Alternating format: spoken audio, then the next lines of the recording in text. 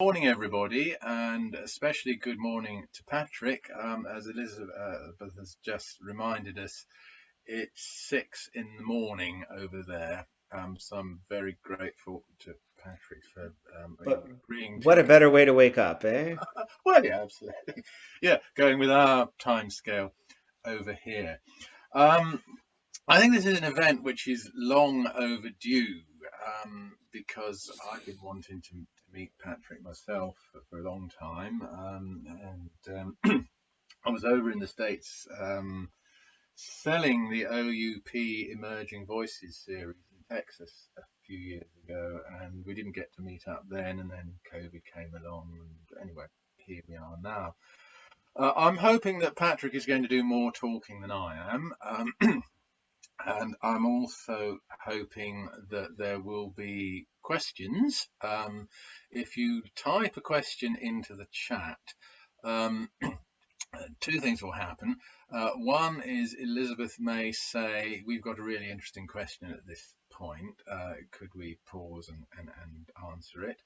And the other thing is, I'd be very, very interested to analyse and go through all the questions that you asked at the end, because what you want to know is really important and will affect what I write and do in the future, and I'm sure for Patrick as well. So do please feel free to type questions in the chat. Having said that, this is largely a sort of public conversation between myself and Patrick, because we're both active on either side of the Atlantic in getting adolescent choral work going and dealing with all of the problems, particularly with boys who won't sing. And I know Patrick has written reams on that, and I'm sure a lot of you are aware of that.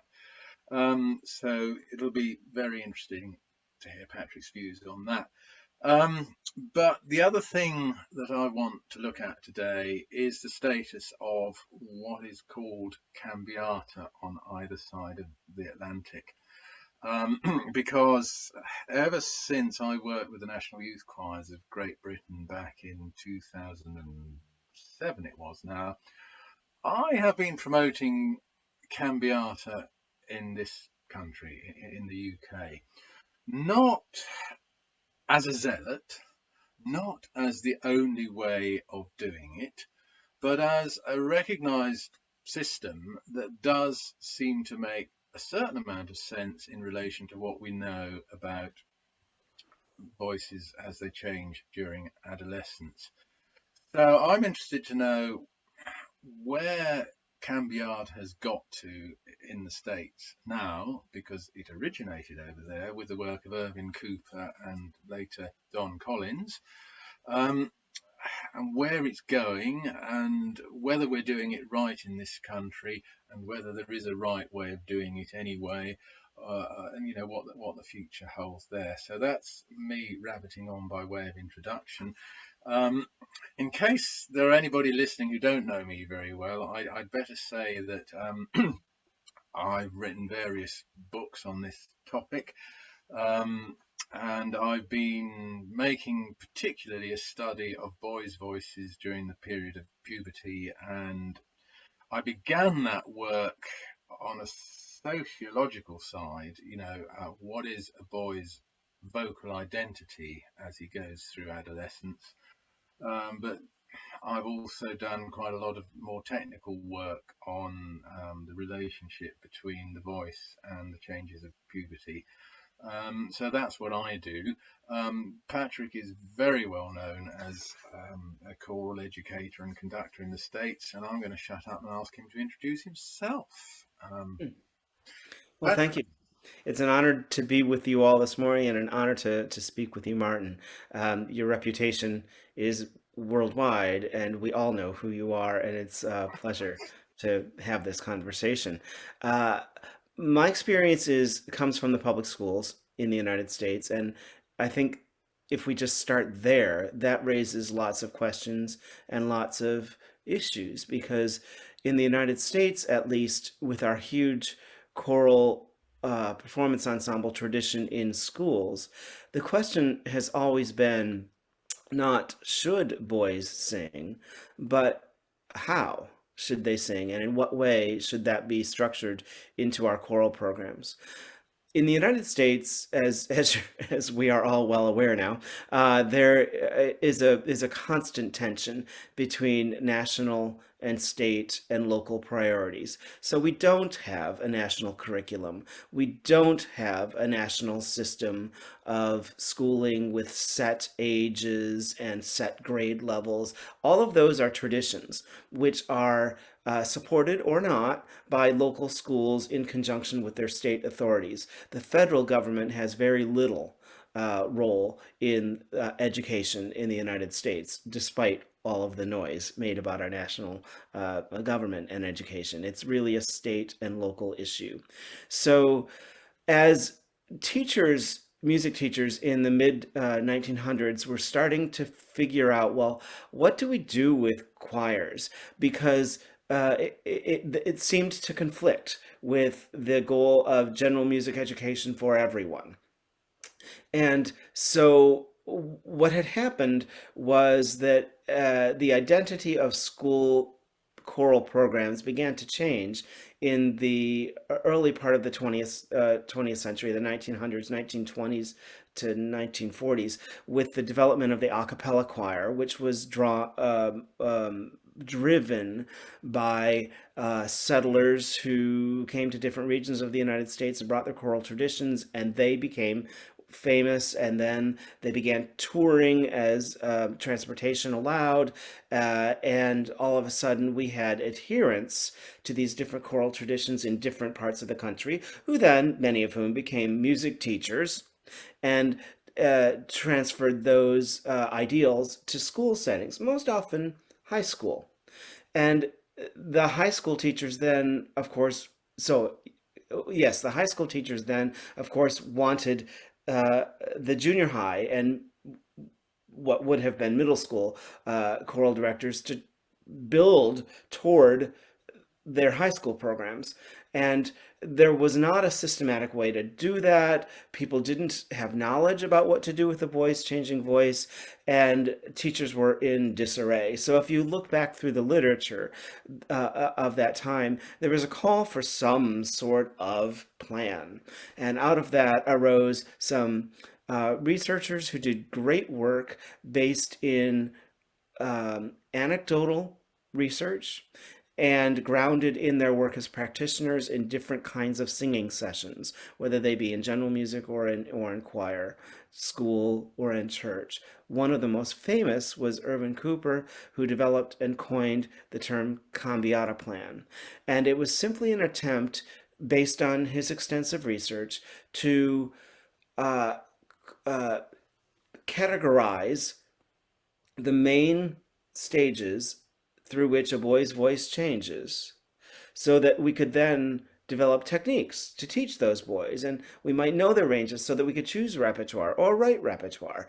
And with that came then a series of folks who followed and sought to refine the cambiata concept. Some people disagreed with it and some people didn't, but what came out of it was an increased focus on, well, what is actually happening with boys changing voices, not just what do we think should happen. And hence we launched into research, and I'm sure we'll get into more of that as this moves along. But all this to say that the cambiata concept was a movement, is a movement in the United States that's been championed by individual teachers, researchers, and conductors. And when you tie that to our lack of a national imposed curriculum or focus, it remains that today.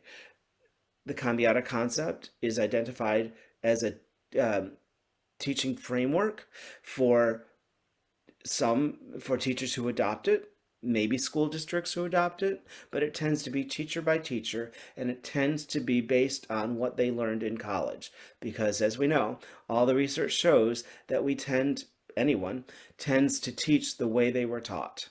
So if we're taught one thing, that's what we will teach. And the same is true here. And that brings us to our conversation today about what do we do with all of that in the year approaching 2022. Thanks, Patrick. I mean that's very interesting. You're absolutely right. I totally agree with you that we tend to teach the way we were taught. Now, in the UK, for a lot of people, that starts with the way they were taught as boy singers, boy choristers. And there is a tradition going back, well, it's disputable how far it goes back, but a long time where a boy is in a choir, he loves it, he's musical, he grows up and he becomes a teacher or a conductor, and he teaches largely the way he was taught as a boy. Um, Now, you mentioned Irving Cooper. Um, Irving Cooper was, of course, the teacher of John Cooksey, Mhm. and I'm sure we will touch on Cooksey's work during this conversation. Cooksey's work has become much better known in the UK, I would say, over the last 10 to 20 years. And one of the reasons for that is that English cathedrals and similar establishments are tending to employ vocal coaches and voice teachers who have ventured into the secret garden of the organist who was in charge of the choir. And they have brought with them knowledge of Cooksey's work, and people are much more sensitive, I think, in the UK now to what boys are going through when they reach puberty than they were 20, 30 years ago. But um, that is in the cathedral sector. I don't like the word elite, but it's been used as a sort of analogy with sport. You know, if you are aiming to get into the Olympics, you run miles every morning and lift weights and God knows what every day. Um, Similarly, Hey, a I boy do or it. girl who's in a cathedral choir will sing very regularly and their voice will be highly conditioned. Um, and I wanted to sort of throw this one in as a sort of devil's advocate. I don't know how many people are familiar with that Dustin Hoffman film that's been doing the rounds. It's had various different names, but it's currently called Boy Choir. Do you know it, Patrick? Have you seen it? A long time ago, I think. Yeah. I rewatched it a couple of weeks ago, and they use the American Boy Choir, and this plot is around this boy called Sten who came from terrible circumstances, and his mother got killed, and his father rejected him, and it's a sort of typical Hollywood story of rags to riches, and he became the choir's vocal star. That's the storyline. But what I think is significant is not the slightest hint of cambiata in that film. What happens is Stan sings a fantastic solo at a concert, and then his voice starts to change, and it's all over. He could have been an alto, but he isn't, and he leaves. Um, and I would make a comparison there between the American Boy Choir and King's College, Cambridge.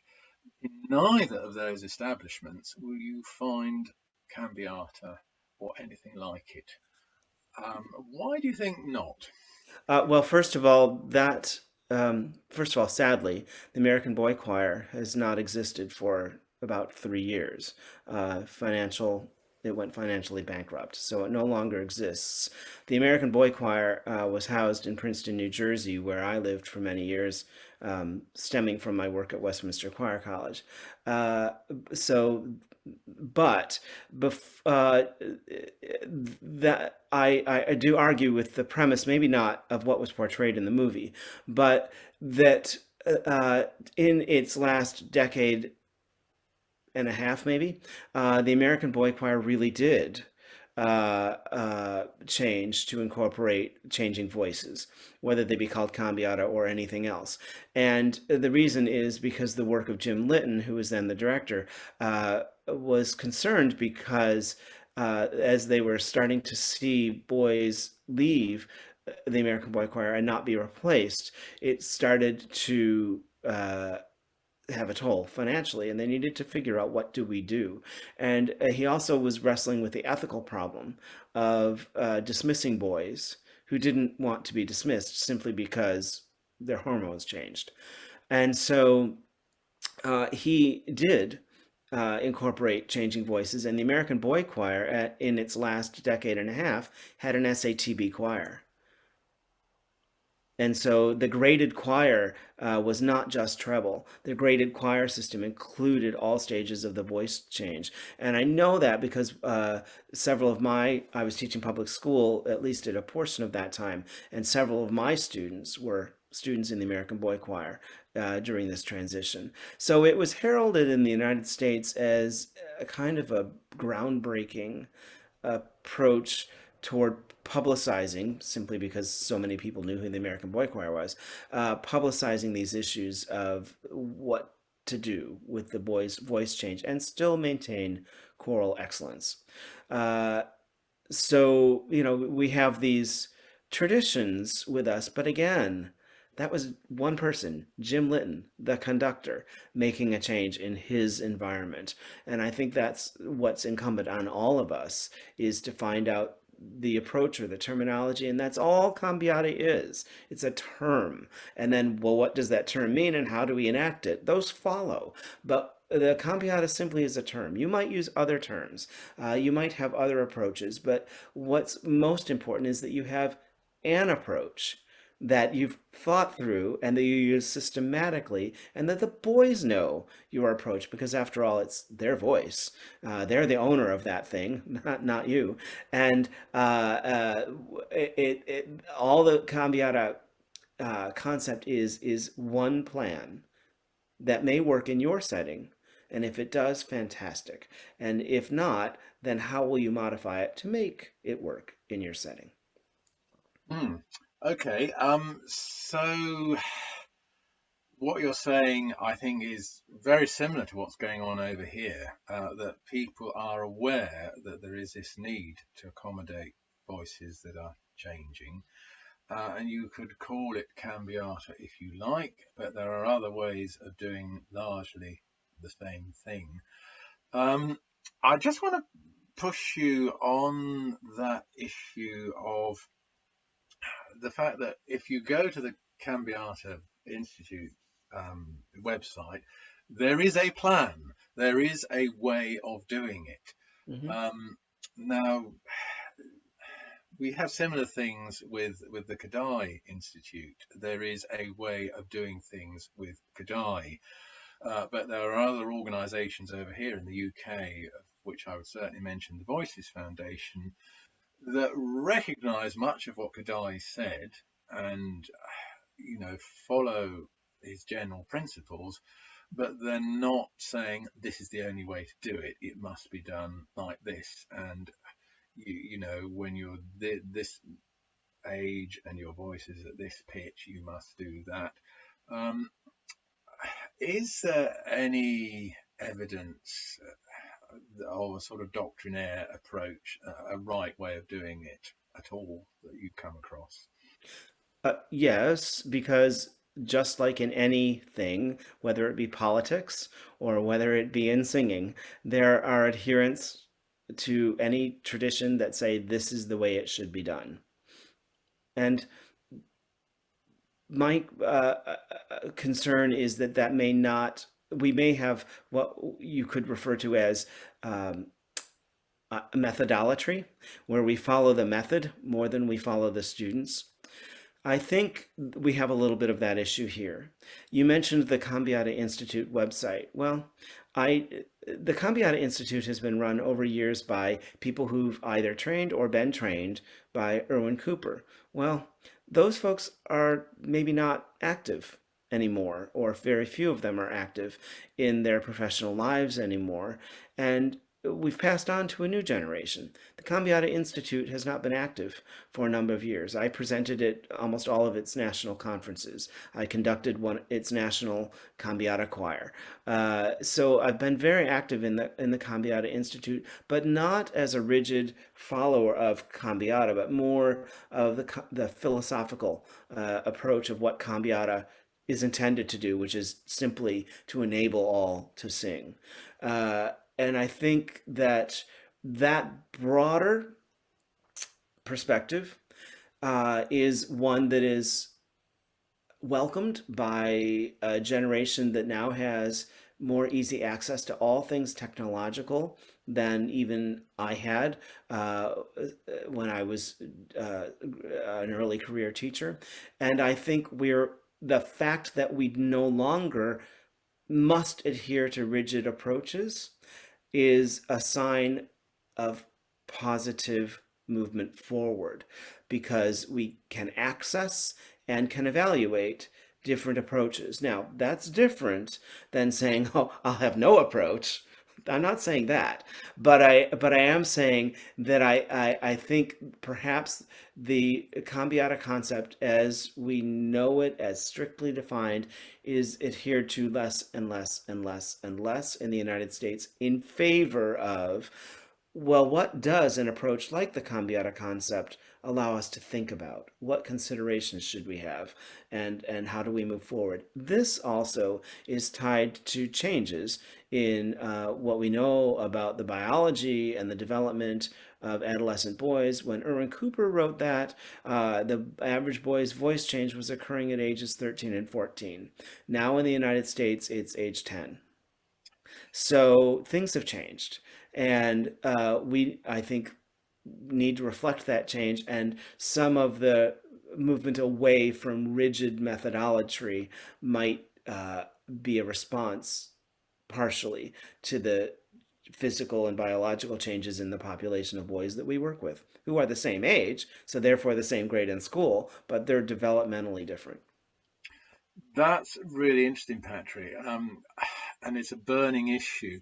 I was going to ask you to talk about the teacher-student relationship, which you've already mentioned and is clearly important to you as it is to me.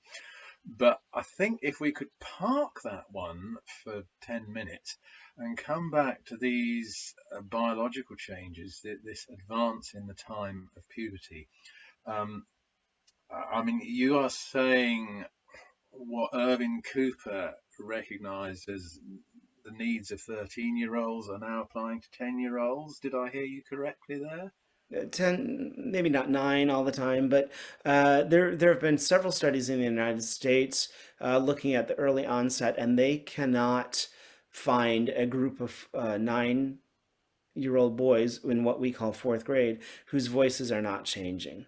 In other words, we're trying to look for the negative, which is the not changing boy, and we can't find them in the groups of regular boys in regular school, period. So it's a much the advance is not in every boy clearly, but the proportion of boys whose voices are changing younger than 13 or 14 is substantial.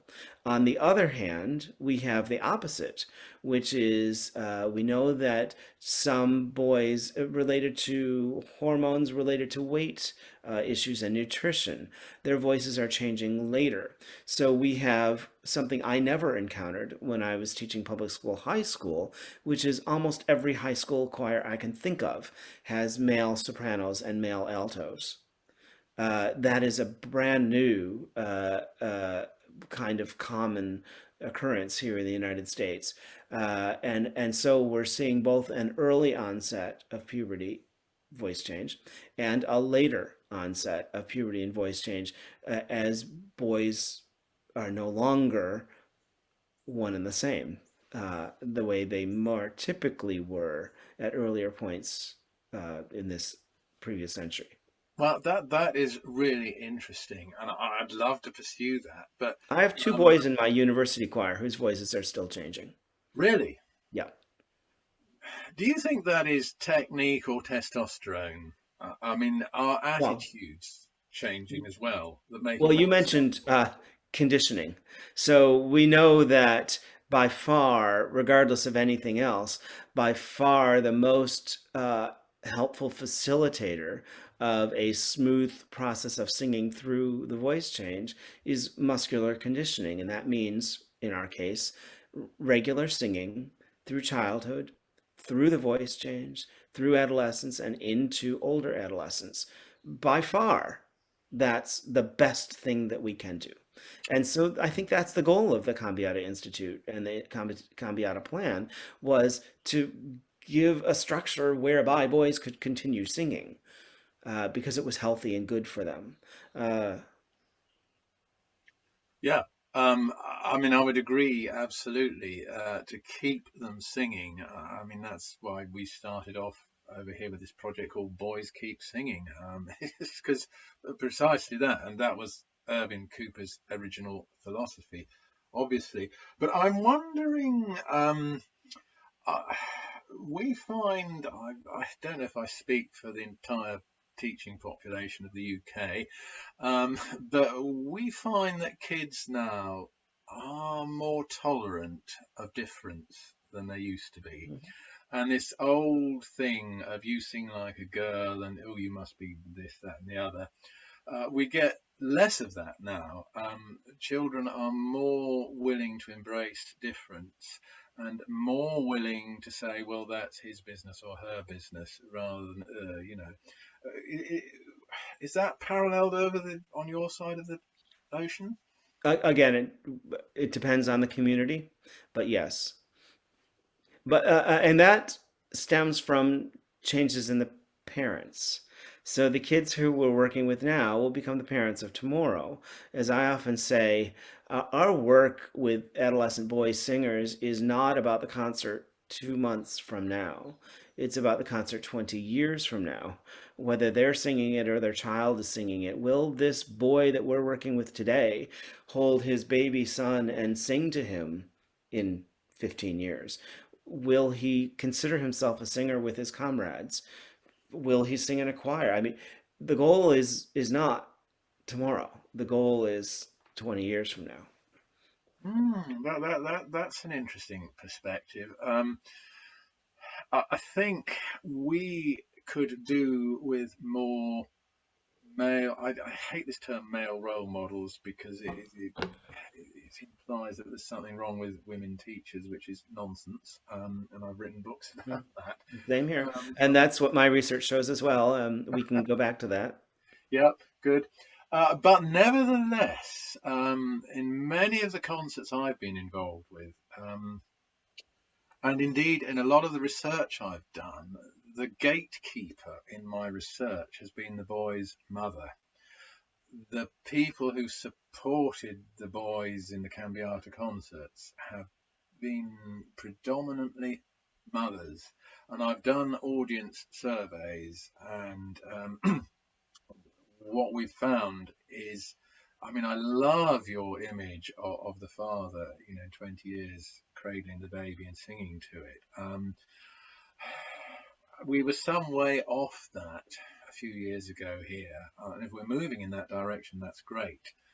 Um, so that was an interesting observation, Patrick. And I think hopefully we are both moving on either side of the Atlantic towards a more tolerant, inclusive society, chorally. Um, do you think we are? Again, in pockets of the country. We all our society is full of stereotypes, but society is full of people who learn anew. Um, so with enough of us out there doing that work, I think it will take hold. I do want to go back to one point that you made. I've done much narrative research with boys from all over the world. One of the findings that surprised me was that boys writ large do not uh, prefer a male music teacher or male singing teacher over a female, biologically female singing teacher. What they do want is someone who teaches well, and they want someone who sings well as a model.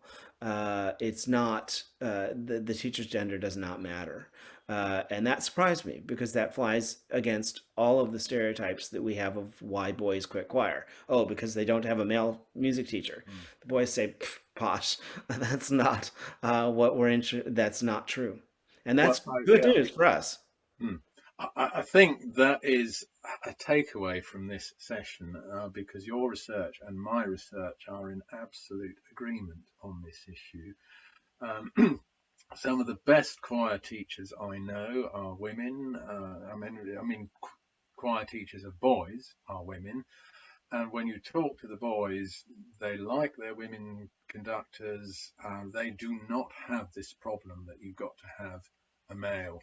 Um, as you say, it's somebody who can support them, who develops a good relationship with them, who has the subject knowledge, who understands what's happening to them, who believes in them, who it's all of those things.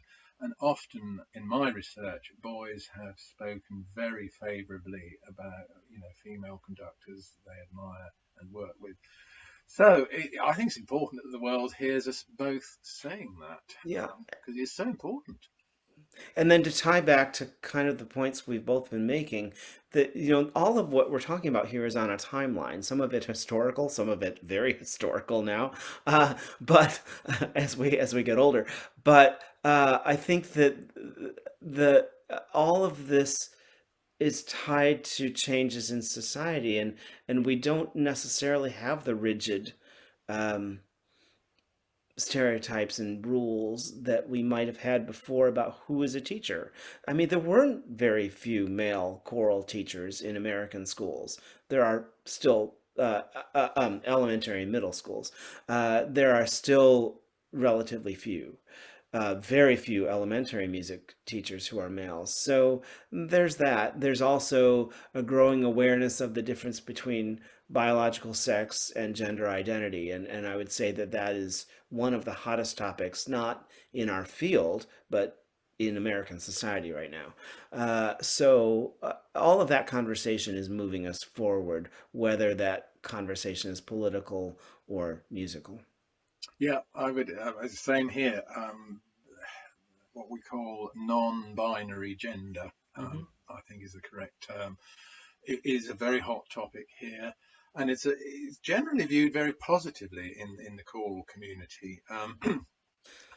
Because I get a lot of requests. What about gender transitioning children and children who don't identify with the traditional binaries? Are we providing for them? It is a big issue here. And I view it positively because it gets us away from this awful thing, you sing like a girl. The sooner we can put that behind us, the Yeah, better. I haven't heard that in years now. Good. Um, I heard it fairly recently, actually, when I did a filmed interview with a boy I had taught. I made a CD with, actually. And I think we filmed this interview when he was 16. And I just recorded the Schubert, the Andy music with him in his 16-year-old voice. And I played him the recording we did of it when he was 10 or 11. And his instant reaction was, "My God, I sound like a girl." So I put him right about that. But it hasn't totally died out yet. Yeah, well, I think there's the use of that term because we don't know what other term to use, just because we might not have the language, but vocabulary. But I think the sense of that being a pejorative, girls not being as good as boys, I think that's largely gone away.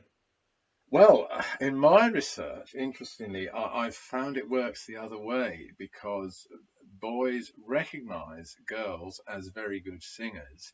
And if they are in a school class where their voice is going to crack in the middle of a singing lesson and the teacher doesn't know how to manage that and they feel foolish, they Well, look to right. the girls as the good singers, and that's their excuse for not singing because they don't want to be shown up by girls. Have you come across that at all? In a slightly different perspective. First of all, if you mentioned if the teacher doesn't know how to manage it when the boy's voice cracks, it's too late by that point. That management needs to have happened well before there's a boy whose voice cracks in the classroom, where the teacher has explained what a voice crack is, why it cracks, and why we should celebrate the moment that the boy's voice cracks, and we celebrate it, acknowledge it, and move on. And if that foundation has not been laid before the moment that the boy's voice cracks, well, that's the teacher's fault. That's a problem caused by the teacher. So that's why I think we're all here, right? We want to kind of parse out, well, what is it that we do, and how do we make that experience positive for everyone in the classroom? Again, I think we're in agreement here very strongly, Patrick. I have always stressed that boys should understand, and girls, because girls' voices change too, and I do hope we're going to come on to that later. But boys who have this really big, obvious change, I've always stressed that they have a right to know, they should know, that teachers should prepare them for it, that obviously getting back to cambiata, teachers should give them music that works for their voices as they're changing. Um, and it's sad to say a lot of teachers are not trained or do not have the knowledge to do that. Mhm. And I taught the postgraduate certificate of education in music for a number of years, and the the, the students were very willing to learn, but there weren't that many people teaching them. Well, here's why I think that's um, an issue. We've built choral music up, and specifically this issue of working with the boys' voices up. To be such a impenetrable fortress of terminology and voice stages that it's overwhelming for teachers. And so you mentioned earlier the work of John Cooksey, which I guides my work entirely. But that's a criticism of John Cooksey's work, is that his 6 or 7 stages, depending on which one you start with, are 6 or 7 stages, uh, and the presentation of them can be wonky, and there is little to no understanding of why he did this research and identified these stages, and so I think. Teachers say, oh, it's too complex. I could never have 7 voice parts in my choir, therefore I can't do it. I will do this instead. Um, and I think we've done ourselves a disservice by not breaking it down to its essential components, the most important being these changes are happening to all boys. What do we do as teachers? What does that mean for our teaching? Rather than scaring teachers by saying, okay, you need to go back and take a voice pedagogy course and learn vocal anatomy and all the musculature and all the, okay, maybe that's great, but that may not be the first step. What can we do that's, I hate to use the word simple, but it's simple because it builds on what we already value about teaching and what we value about choral singing or singing in general, what we value about adolescence. And how can we take that and then move it one step forward toward working with boys and changing voices? And then, oh, I need this piece of information. And then you get it. I need this piece of information. And then you get it.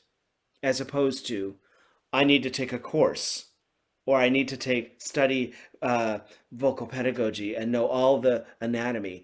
Uh, that's been the frustration that I've been trying to tear down.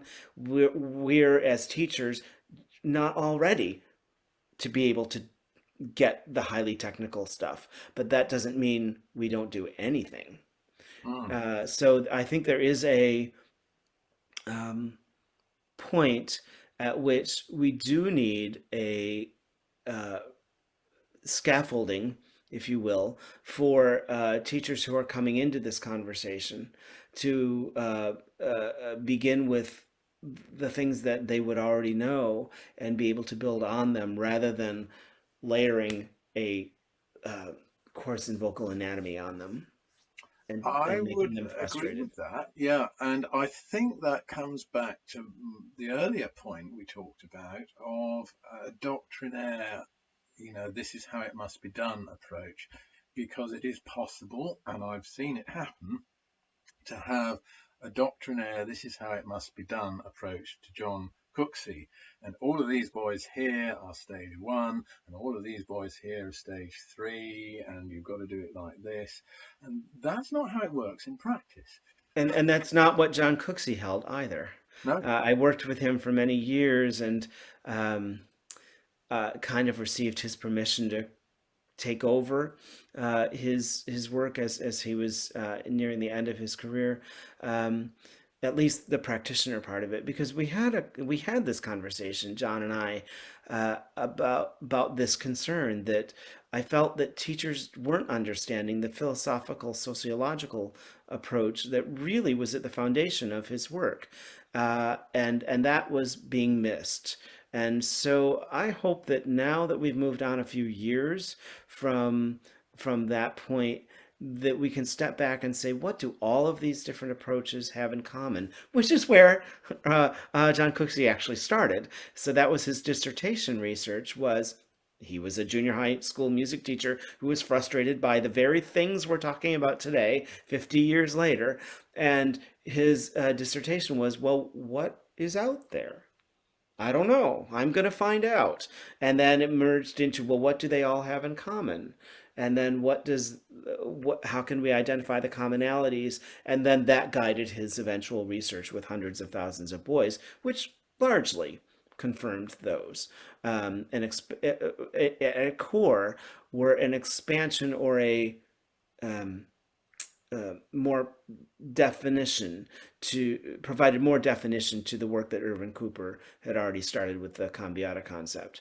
Um, and I think if we could just simply get out to folks that the goal here is to keep boys singing, and it can be as simple as that, that would be helpful rather than identifying we need this stage for this, yeah, but we have to keep them singing.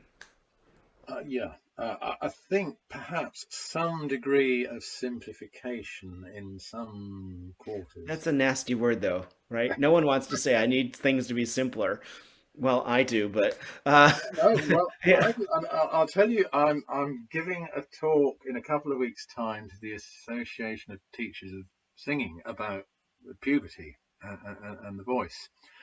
And I've done a lot of work recently with a consultant pediatric endocrinologist who, amongst other things, has designed the current UK national standards for adolescent growth.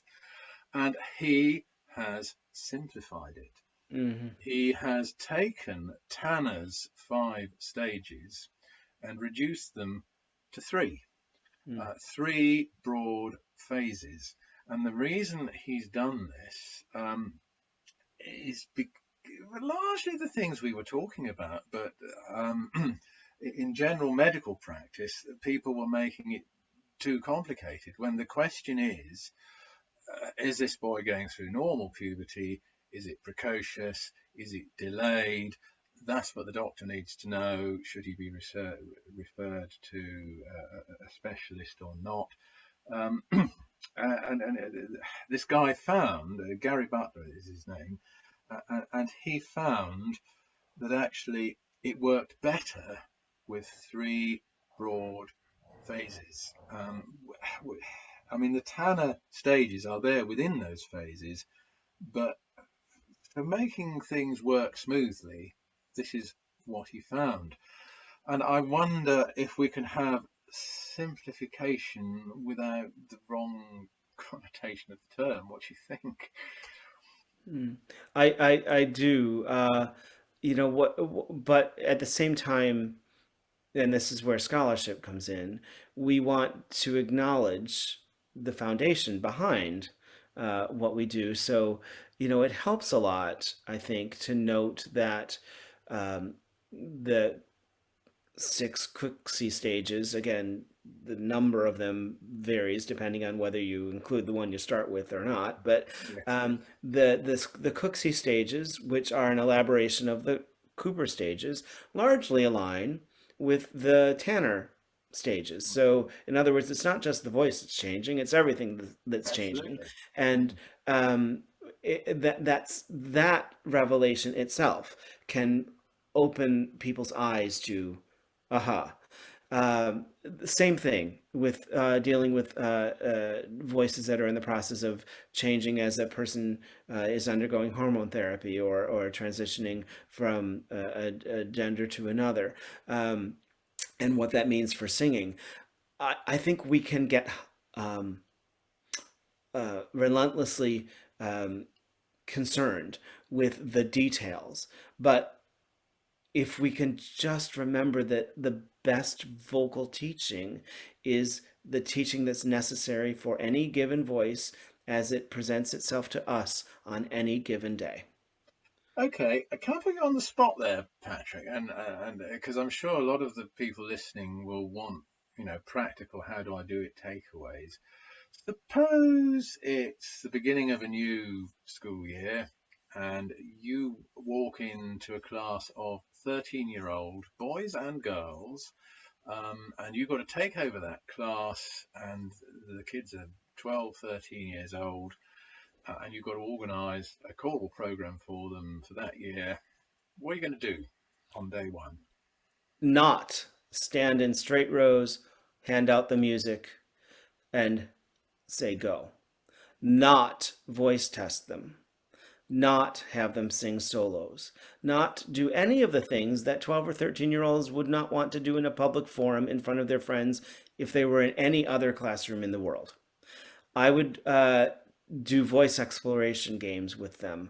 I would do all sorts of activities that help me know who they were as people, gradually leading to who they are as musicians, seeing how they interact with one another, and gradually move along the way, establishing vocabulary that is a shared vocabulary that I will then bring back later in the rehearsal setting, and starting to draw awareness between our body and the sounds and movements that it makes, and then gradually transitioning into singing activities, which gradually transitioned into multi-voice singing activities, which then move toward group singing in with different voice parts, aka choral music. Hmm. So even I do that with my university choirs. They need a relationship with me. They need to know who I am. They need to know that I move, that I sing, that I laugh, that I make mistakes, that I'm interested in them. And then once they've bought into me and bought into themselves and their comrades, then we have something to build on. I would not start passing out music on day Hmm. one. I must say I agree with your knots. It might be a good idea to go through this afterwards and remind ourselves of what they were. Certainly not voice testing uh, in the way it is often done. And I think the most important, in my opinion, the most important knot you said there was not asking them to do something they wouldn't want to do in front of their classmates.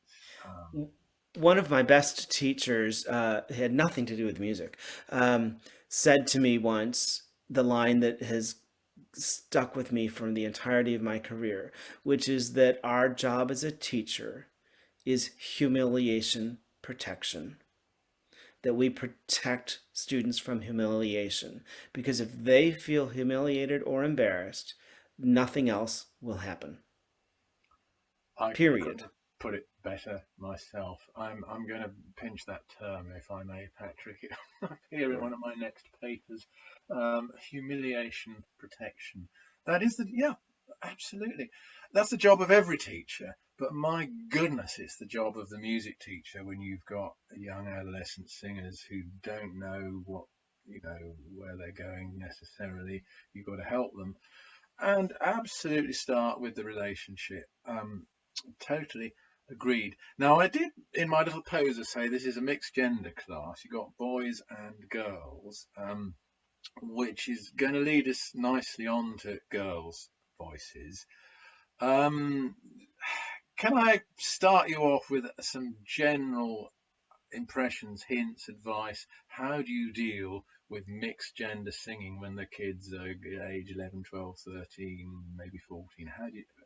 What do you got to say about that? For me, it would not, the principles are not different. The teacher needs to have prepared the students for what is to come in the changes of their voice. This is especially important if you are teaching elementary school, or we would say through age 12 or so, that needs to be happening in the upper grades of the elementary school, because the girl's voice changes on average year and a half to 2 years before the boys does. Their entrance to puberty happens about that much earlier, so they're already dealing with issues of menstruation and hormonal effects on the voice. Those effects, we know what the effects are in singing. They are not as drastic in terms of pitch change, but they are drastic in terms of their comfort level, and hence their willingness sometimes to sing because they think they're doing something wrong when it's actually vocal development. Uh, all of that needs to lead to precede the actual voice change, so that the girls are just as aware as the boys of what's going to happen with their voice, and the vice versa. So the girls know about the boys, and the boys know about the girls. Beyond that, so that foundation is the same. And then the other issue I'd like to make at this point is why, because we want this kind of philosophical foundation to guide our teaching, so that it enables everyone to feel that level of comfort when they're singing as their voice is changing, because we know that's important. Uh, and where we get, I think, a bit problematic is when we then try to slap repertoire labels onto human bodies, Mm, which are not necessarily good fits. And we think that we have to do this repertoire, and we try to get enough singers in each voice part so that the repertoire is balanced, the voicing is balanced. I am constantly a judge of middle school and junior high choirs, and I just cross the balance thing off of the judging score sheet, and I refuse to score it, because unless it's an auditioned choir that's chosen for balance, you will not have a balanced mm, choir, nor mm, should you. mm. Yeah, I agree with that. And if you aim for one, you'll be frustrated because by the time your concert comes along, some of the voices will have changed anyway. Yeah, where is the forum, do you think, for explaining to young kids, 9, 10, 11 years old, that they're going to start puberty and that this will affect their voice? Um, where would you do that and how? Wherever I see them. If that means that it's in my general music class, well, in the United States, in practically every school, all students take a general music class in elementary school. Because we don't have a rigid national curriculum, what happens in that general music class varies from school to school and teacher to teacher. But it's pretty much a truism that every student has music at some point in the week when they're in elementary school. That's where it should take place. And so a lot of my work is, well, how do you have that conversation with kids? What images do you use? What terminology do you use? In fact, 2 nights ago, I presented for a conference in Brazil with several hundred folks, and I had toys and hair dryers and pieces of paper and balls and stuff, all uh, props that I would use to get the basic concepts across to kids. And all that's doing is creating imagery and terminology that then we can come back to in more specificity as needed later. But yes, I think that conversation needs to happen with the widest group of students that we have, and not a Okay, today we're going to talk about the boy's changing voice, as though it's some medical thing that we have to put the gloves on and we're going to go do an exam. It's not that. It just needs to be a normal course of what we do because the voice change is a normal course of what happens. And I think if we make it seem different or say make it seem like it's a problem, then that's our problem of pedagogy, and we can fix that. Hmm, interesting. Um, I think we can't avoid the boys and girls thing for one reason, if any other. Very famous choir in the UK has just announced it's going co-ed. Hmm. St John's College, Cambridge. There has been a predictable reaction on social media, which we needn't really go into. It's undoubtedly the way things are going, but for me, there is an issue with this differential in the timing of puberty. Um, and I just want to come back to this SATB business because there is a difference between the way we work in the UK and the way they work on mainland Europe, Germany in particular. Um, I've done quite a lot of work with the Berlin Cathedral Choir, and I've also corresponded and spoken to Michael Fuchs, who do you know Michael? He's Yes, I have done a lot of work in Europe, particularly in Salzburg, right. and Um, yeah. So Michael is the voice doctor, in mhm, inverted commas, at the Bach's choir in Leipzig, and that, of course, is an SATB choir. You mhm, have got young men singing tenor and bass, which traditionally does not happen in English high choral establishments mhm. like cathedrals and collegiate choirs. The boys are kicked out when their voice breaks, in inverted commas, and the preference is to have adult men for tenor, bass, and alto parts. Um, now, the issues arise in Germany. What they've been really bothered about is voices changing sooner, so that whereas previously you'd have had 13, 14-year-old boys on soprano who know what they're doing, who know the repertoire, their experience, they're beginning to mature musically and cognitively. Um, those boys are now tenors and basses. And for their sopranos and altos, they're looking increasingly at 10, 11, 12-year olds who don't have that level of musical maturity. And you've also got, you mentioned balance. Well, this is an auditioned choir. This is a choir that's got to be balanced. And suddenly, what I've said it's a wonderful problem to have too many young tenors and basses. Um, I think there are ways round that and all sorts of interesting challenges that are posed. But the SATB choir, my understanding, is pretty common in the States. That it's normal for young men to sing tenor and bass. Would that be Mhm. right? Yes, but let me put a caveat in there. This comes to the teacher's knowledge of repertoire. Not all bass parts in an SATB in our SATB repertoire are the same bass parts. So uh, it's again incumbent on the teacher to know, well, what is the range of that bass part? Because once again, the important part when choosing a repertoire is that the repertoire needs to match the singer. Yeah. And so that's a distinction that needs to be made. But yes,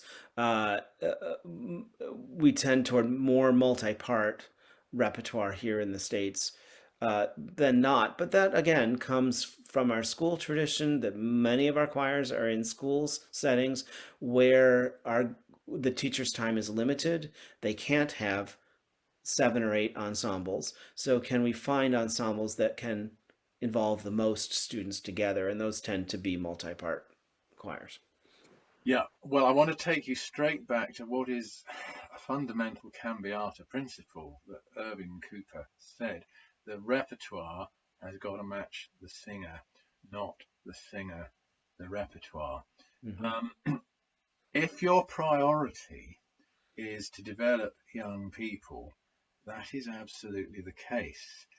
But if your priority is to turn out a concert performance, or in the UK we have this broadcast every week called Choral Evening Song, Mm-hmm. the Mm-hmm. BBC do, and they go for different cathedral each week. And I know for a fact that if you are the choir director and you've got a Radio 3 broadcast coming up, you've got to turn out a top professional performance. Mm-hmm. And there is an inevitable conflict between, is your number one priority a tip-top professional performance of Bach, Palestrina, John Tavener, whatever, or is your number one priority the relationship with your students and finding repertoire that meets the needs of those students? And in my writing, I've coined these two terms: a pedagogical choir, which has as its Mm-hmm. priority the students, and a performance choir, which has as its priority that Radio 3 broadcast. Right. What's your feeling on that? I don't think there's a conflict. They're different choirs for different purposes, and if there is a conflict, it's because the administration of that choir, maybe the choir director, has not set up the parameters uh, uh, adequately enough for the purpose of that choir to function. Um, the problem comes in when the choral setting is viewed as one thing or advertised as one thing and is actually enacted as another. So if we so for instance, let's take this to something completely different. If we say that we have a phys ed, y'all come kind of phys ed program, and then all of a sudden we're expecting everyone to be able to be NFL football stars, uh, and you're still trying to figure out how to put your uniform on, there's a problem there. And that too often happens where we say we're about general educate vocal education for everyone, but then we turn our choirs into elite performing choirs. Um, we can have both. We just need to be clear about when we need one and when we need the other. So in that situation in the cathedral setting, and I don't presume to do any more than be an observer of that. Um, that's the conundrum. Because, for instance, I did a study with singers from the London Oratory, and that was the exact problem that they had. It was the choir setup was built up as being for every singer, but then only some were allowed to continue on after the voice change or during the voice change, and then they were told they could come back, but very few ever did. So there's that tension. I don't think either is bad. I don't think having treble only choirs is bad. I don't think having bass clef only choirs is bad. They're just different, and we need to acknowledge that one is not the same as the other. Yeah, I think the vast majority of choirs obviously are outside the cathedral system and wouldn't have too much of a problem with saying the priority is the students and the repertoire that the students enjoy singing and the repertoire that matches their voices and develops those voices in the right way. That's the situation in which the vast majority of people, I'm sure, would be working, which gets back to, why we had cambiata, to get a repertoire that develops students, that the students enjoy. Um, so it is, I see it as a problem specifically for these elite performance choirs. But of course, they are hit, I think, by boys' puberty coming earlier, because you're going to have girls who are really quite mature young musicians and boys who either can't sing beyond the age of 11, or if they do, they're going into falsetto and all sorts Sing of, those notes, right? yeah, you Yeah. know. I think that is a specific problem for those elite choirs that they're going to have to deal with. Um, for the majority, we go with a relationship with the students and finding a repertoire that students enjoy. And we cannot, I think this will probably be the last question before we go into chat, and I can see there are a few questions to answer. We are bound to be asked about repertoire. Patrick, give us some, setting aside these elite choirs singing Haydn and Palestrina and everything, um, what is going to turn on 13-year-olds to cool singing repertoire wise? Well, not most of the repertoire that we have, um, uh, unfortunately. You made a distinction earlier, and I can't remember the terminology, but something about pedagogical choirs versus performing choirs. Well, we have the same kind of repertoire. We have we have an enormous school music publishing industry here in the United States, and you could make a handsome career writing music for school choirs that is never heard beyond a high school auditorium ever. Uh, no Mozart, no Eric Whitacre, just pedagogical repertoire. And unfortunately, most of that pedagogical repertoire is not very good. It's There's a reason why it's not heard out of middle school choir cafeteria concerts. And that's a problem. But it's accessible. It's marketed to teachers to be accessible. You can use this with your choirs. And let's face it, many of our music teachers are just not good musicians. And if you have especially at the junior high level, because the best musicians teach elementary school or the best musicians teach high school, they don't tend to teach junior high. I hope that's changing. We worked very hard to change that in the United States, but the problem of repertoire is not just what will the boys sing, it's what will you teach. And we have to look at our repertoire very carefully. I think what boys tell me is that it's not about the repertoire, and that has been a surprise. Now, we could choose songs about flowers and clouds and texts that have nothing to do with their lives, and that I think we can obviously see the problem there. But the what boys tell me is what they want to learn is about how to sing. They come to, by and large, there are exceptions like us who are in this broadcast today because we're choral geeks and we get it and we love the choral repertoire. Most boys don't come to us with that love. They may develop it later. They come to us because they want to learn to sing. They want to be able to sing better. And they want to learn vocal technique. And so the issue of repertoire is what repertoire advances our goals of teaching kids to sing. And that repertoire may be different in different situations. Perhaps there's repertoire that we only sing in classroom settings as a vehicle to help us teach kids how to sing, and it's not the repertoire that we perform.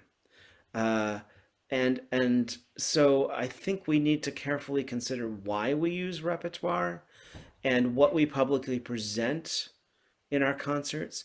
Another thing that boys tell me from my interviews all over the world is we don't necessarily want to sing 6 or 7 or 8 pieces in a concert that aren't really well done. Let us sing one or two that we think we do really, really well. We don't have to sing everything that we've worked on in class. And at least in my world, the teacher's like, "What? No." I think we just need to more carefully examine what we teach, why we teach it, and what we present publicly. Patrick, that's really helpful, and it's another area where your research and my research seem to agree, because boys tell me the same thing. They want to learn. They want to learn. They want to learn to do what they're doing well and to get better at it. And if that is singing, they want to learn to sing and And get let me better at just say that what I meant to add to that is so boys can be very forgiving about what repertoire they sing in class as a pedagogical tool. They don't necessarily want you to put them on stage singing in front of an audience, it. but they'll go with it in your class setting. So I think we need to not be as hard on ourselves about the whole text issue within reason. Um, but there is a difference between what we do in class and what we do in public. Yeah, and it's an interesting point you made that they don't have to fill a whole concert with every song they know. That Right. they want, if there's something they enjoy singing, that they feel confident for whatever reason that they sing well, that's what they want to sing because they know they're making a good job. And boys want their teachers to be able to teach them well, and they want to learn. They, I hope our teachers' priorities, they're certainly the kids' The priority. very first thing you mentioned, how do you start off with a group of kids that you don't know, boys that you don't know? The very first thing I say is, I promise you this. I will not ask you to sing in public anything that you don't feel comfortable singing in public. Promise you. And then I hold to that. I think that's a pretty good promise. I'm not sure it's one that I've made, but I will. No, um, yeah, because you said earlier there's some really good takeaways from today's session. Teachers are in the business of not humiliating, however exactly you put it, but absolutely right. But to close this one, I do get back to Kadai, and this whole business of pedagogical music. Now, there's a wonderful quote from Kadai, which I can't remember off the top of my head, but it is to the effect that there is an awful lot of really poor quality music written to be sung in schools that wouldn't be heard in a concert because and children do need good music. Right. Um, Now, we're not going to get into a debate about what is good music, but I think it's fair to say that some of the stuff churned out by the school publishing industry is probably not good No. music. Are you agreeing with me there?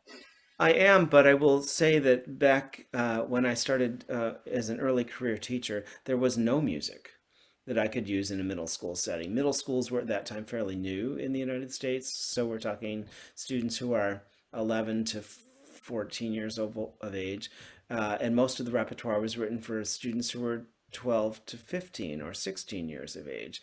So the publishing industry caught up, but it also sensed a money opportunity. Mm, So there's a lot of really bad music out there. I do think that the focus of our choral rehearsal is the warm up. If we are in the business of teaching voice, that warm up session at the beginning, that's where we teach voice, and then we practice those skills in the repertoire that we present. And that's where the link needs to come between what we're teaching and the pedagogical repertoire that we're using. mm. That's a really good point, Patrick. Yeah, I think it would be fair to say that all the choir teachers that I see in England working and Scotland, working and Wales, working with adolescent boys who need to be convinced, spend a lot of time on the warm up, and the warm up is a time when they learn. Hmm. Would you agree? Yes. It's a time when you can make pedagogical points, and then you find repertoire that supports those points. Okay, well, we've come to 12:15. Can I ask Elizabeth to manage us through the last 15 minutes of answering any questions that have come up?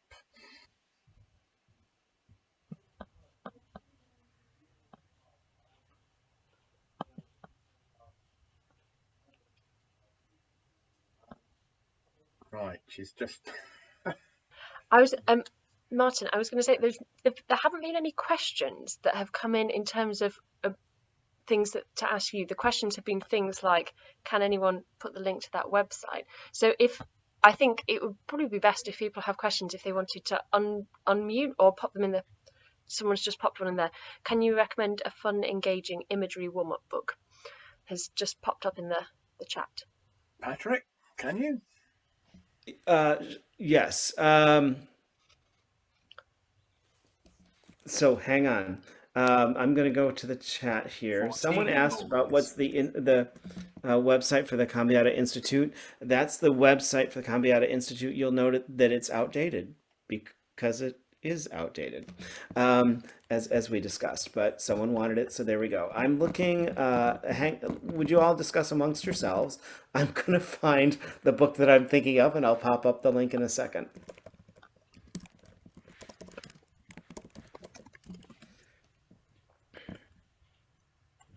Might be a good time to advertise ABCD's choral journal because Volume 1 had an article about warm-ups done by a teacher who was also a researcher who was strongly engaged with her students and asked them what they thought about warm-ups. And that article is freely available now if you go to ABCD's website. So that's the commercial therein. The other thing I was going to add whilst we were just saying that is I'm just going to pop a link in the chat to the Building Voices webinar series that we talked about, Martin, this being the first of the 5. So please do watch out for those webinars that will be coming out. But also we had a Building Voices webinar in May of this year.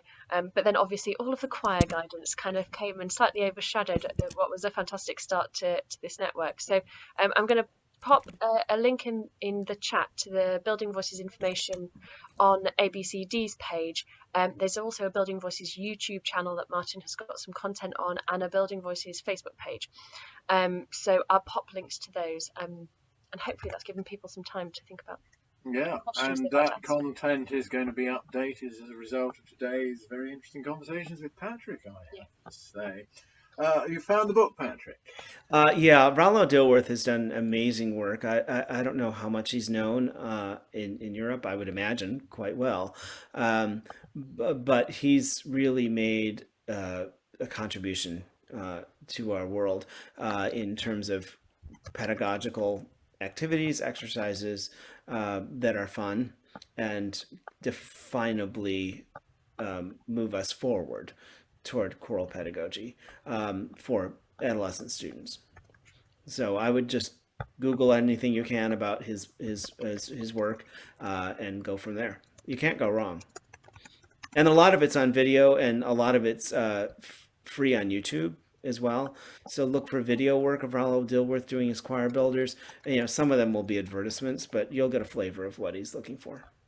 And that's a video that I could put into the Building Voices channel, presumably. I do a search, and if you see something that works and is not just an advertisement, go right ahead. Yeah. I'm sure. You might want to write to him and ask his permission. He'll get right back to you. He's at Temple University now. Okay. Well, we'll follow that one up, certainly. And he's also presented for the Cambiata Institute's work, so he's familiar with our goal of the day. Another one, Elizabeth. I see I've got 12 showing in my little balloon thing. Oh, I've just had a message from someone who was at the festival asking if the Cambiata session from the festival is going to be available for people to watch, and it will be available. If you attended the festival, you'll be getting that out, but if not, that will be something that you'll be able to get in touch with me and we can organise access to that. we had a cambiata session, didn't we, between yourself and Ian Crawford and Lucy Joy Morris and Sarah McDonald. So that was a discussion around cambiata and gender specifically, wasn't it? It was, and I think it was very much in tune with what's been said today. I think, things are moving in the same direction. What was that? I was watching a video of Patrick myself, actually. You were using balls, a big yellow ball and a little green ball. I think the question was maybe along those lines. So the question was, so yes, I use just lots of props and lots of imagery and toys. Someone asked about the hairdryer. As a guy, a way to introduce phonation, I usually do two pieces of paper and I blow down through those two pieces of paper so that the students can see the pieces of paper come together and ripple and create an analogy or a metaphor analogy, I guess it is, to the rippling of the vocal folds. One of my very astute students said at one point, but the air doesn't go down, the air goes up. And so I tried lying on the floor and doing it, and I couldn't. So I needed something that would force air up. And so now I attach pieces of paper to a hair dryer, turn on the hair dryer, and it propels the air through the pieces of paper, and they vibrate, and you can actually hear sound.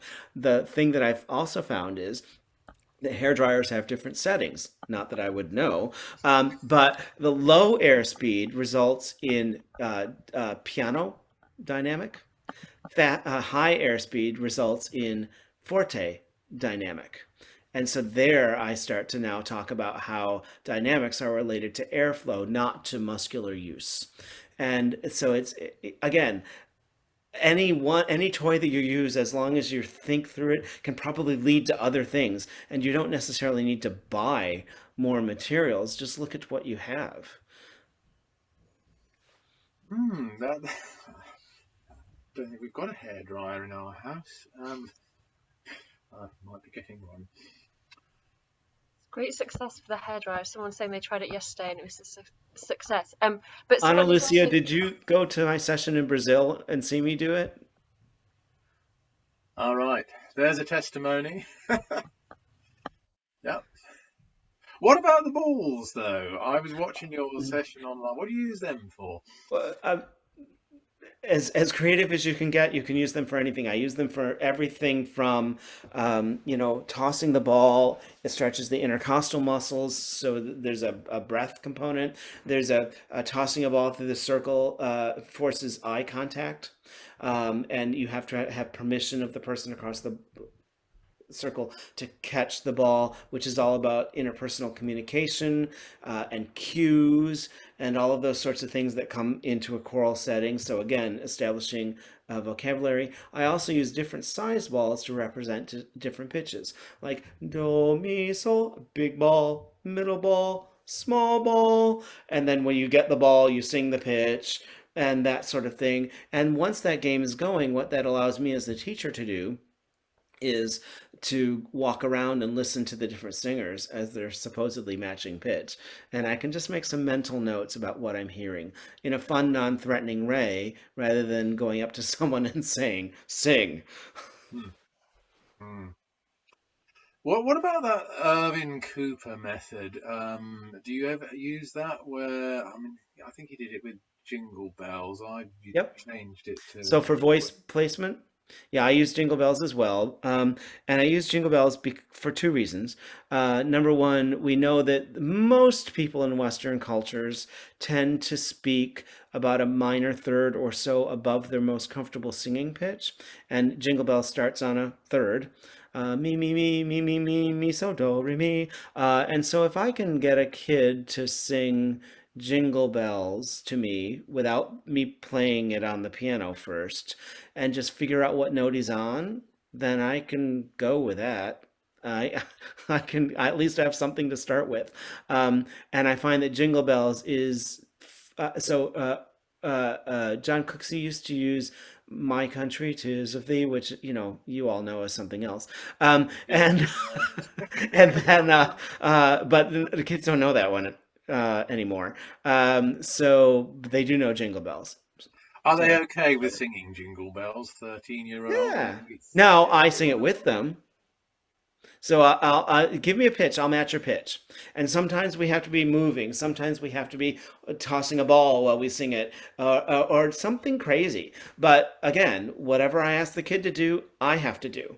And when I'm trying to find his pitch on the piano, I'll mess up, and we'll laugh about it and whatever, and just move on mm, because we're just playing. that Patrick is another of my pedagogical principles. Always has been. I don't ask a kid to do anything I wouldn't do myself, Mm. and I'm not afraid to mess up in front of the kids. And Well, good. I do it a lot. So. whether I'm going to sing Jingle Bells in front of 80 13-year-olds, oh well, we'll see. But no, I I do it think the all the point time. about it starting on the median, is a good one, Hmm. because then you get your dough.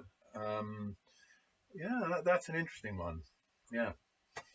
So, in other words, if you can figure out what pitch someone is speaking at, like I'm speaking on this note right now, I could start on that note and I could probably sing jingle bells, jingle all the way. Now that's really low.